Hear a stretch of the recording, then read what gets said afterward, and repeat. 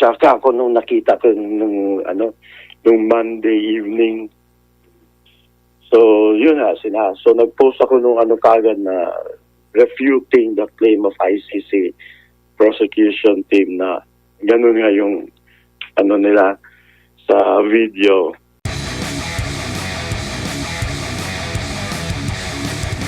Maaari niyo po bang bigyan ng background? Ano po yung pinaka-reason bakit nandun ang Pangulo po? Para saan po yun? Kailan po yun, Sir Ben?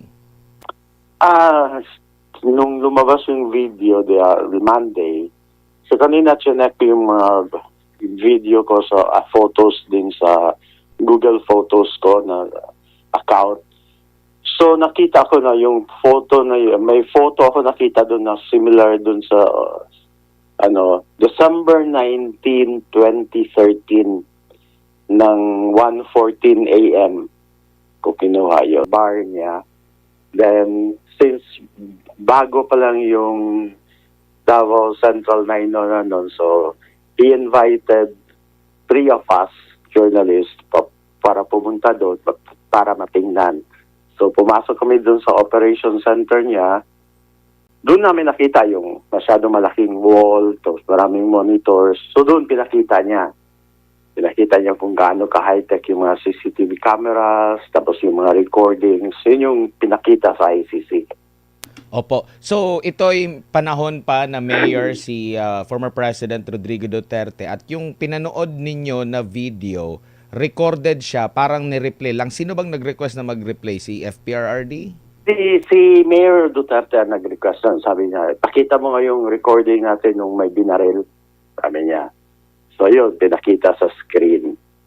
Opo. And Bisaya po yung pagkakasalita. Maaari niyo po bang ma-summarize ano ba ang gustong ipaabot ni FPRRD during that time na nagbe-mention siya? Kasi sabi niya, pasok ito sa may certain kaso siya na, sa fiscal. Parang meron siyang gano'n na pagkakasabi. Hindi, Opo. pinakita, sabi niya dun sa operator na ipakita mo yung yung video recording dun sa binaril. So yun, pinakita niya. Pinakita sa amin, tapos yun, sabi ko na, ito ba yung parang itong mga cameras niya, para ba yung tulad dun sa Makati?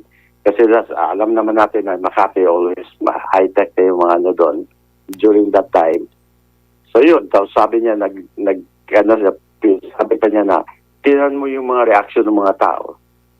So yun, parang gusto niya ipakita na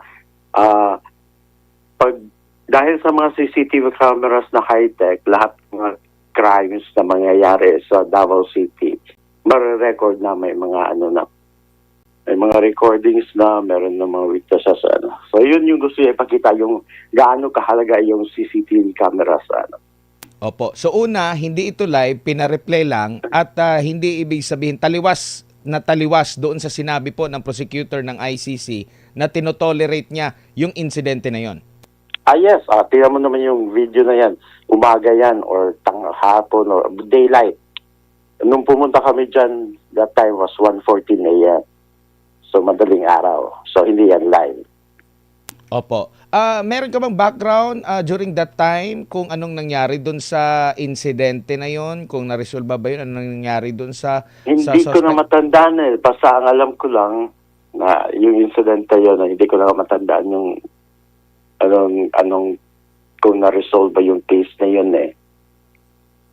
Opo. And itong video na ito, naalala mo ba kung saan mo na i-post sa iyo bang personal page, na isubmit mo ba ito sa company mo doon sa news kung saan ka belong dati? I think I posted it sa YouTube account ko. Pero hindi ko na kung yung old YouTube account yata to na hindi ko na kasi yung tinignan ko yung sa bago kong YouTube account, wala hindi ko makita yung video na yon. Wala ka ng ibang pinagbigyan nito, isang upload lang ito? Oo, isang upload na lang yan. Series yan pinakita ko yung, I think about 2 or 3 videos yan. Actually, pinalabas ko pa yan sa dati yung Solar Network sa CNN Philippines before. Opo. Pinalabas ko pa yung story na yan Mm-mm. Pero ang story is those- about yung high-tech na gamit or Yes, kagamitan. about the CCTV cameras, hindi about dun sa ano.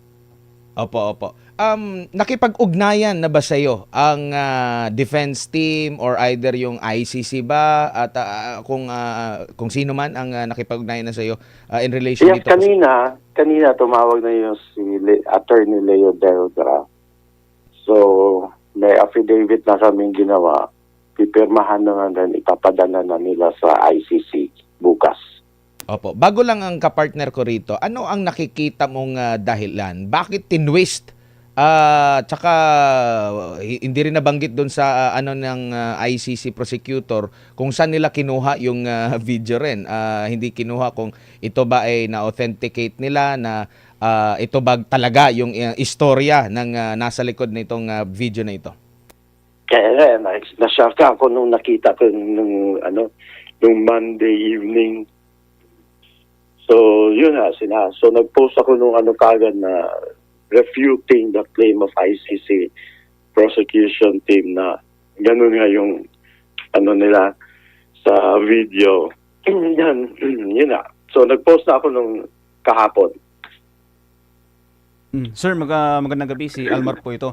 Sir, nabanggit mo kanina na naka-upload yung video sa YouTube channel mo. Meron bang dun sa YouTube channel mo kung saan naka-upload itong video, sir, na ano ba? Na meron bang title na nilagay na maglalarawan kung ano yung nilalaman ng video na naka-upload, sir? Hindi ko na matandaan kung ano nilagay ko yung title kasi usually pag nag-upload ako ng mga video sa YouTube, dati ko YouTube account, numbers lang eh. Usually yung date lang, no? Pag maglagay naman ako ng title, minsan yun yung mga lumalabas sa news outlets. Ang most probably ang nilagay ko would be CCTV Davao, parang gano'n.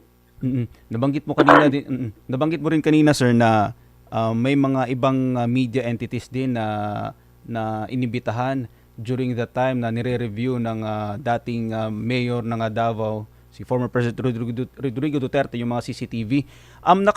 Nakapag-usap na po ba kayo, sir, nung iba po ninyong kasamahan patungkol dito sa video nung ginamit nga ng prosecution yung video na yan, sir? Hindi, actually kasi ako lang yung kumukuha ng video that time eh. So, kaya sigurado ako na akin yung video, pati yung boses na nagsasalita, that was me, tapos yung dalawang kaibigan kasama ko. So ano yung reaction, sir, ng ibang kasama mo? By chance, kung nakapag-usap na po kayo, sir, after... Hindi rin namin napag-usapan, hindi ko rin sila na-contact.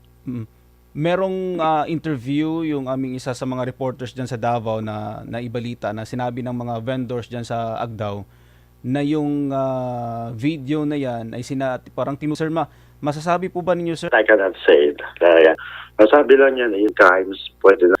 Ingat kayo kasi... Presidente dyan sa Davao City, namumuo yung Agdao, yung lugar na yan, sir? In the 80s pa yun eh. During the time na masyado pang malakas yung Sparrow unit ng CPP-NPA.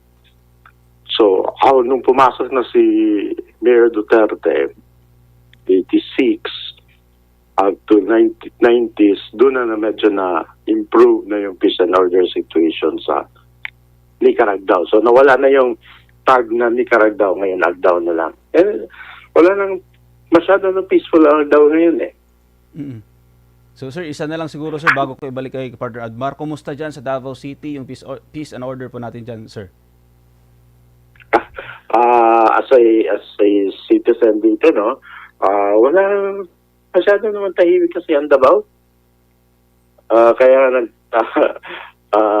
kung marami ako nakababasa sa social media na gusto nila dito sa Davao dahil anytime pwede nila iwan yung mga gamit nila sa tables ng mga stores or pwede nila sa magamit ng mga cellphones while sumasakay sa mga passenger jeeps kasi nga very peaceful and very safe. Kaya ako po na itanong kasi merong isang dating senador na nagsasabi na magulo daw po dyan sa Davao, sir. Well, of course, hindi mo maiwasan yung ang gusto ang ano lang naman dyan is kung magulo man, siguro, ang sabi nga ang Davao is very dangerous to criminals, not to law-abiding citizens. Opo. Sir Ben, daghang salamat sa imong oras ug higayon. Sa uulitin po, ingat po kayo. Okay, thank you.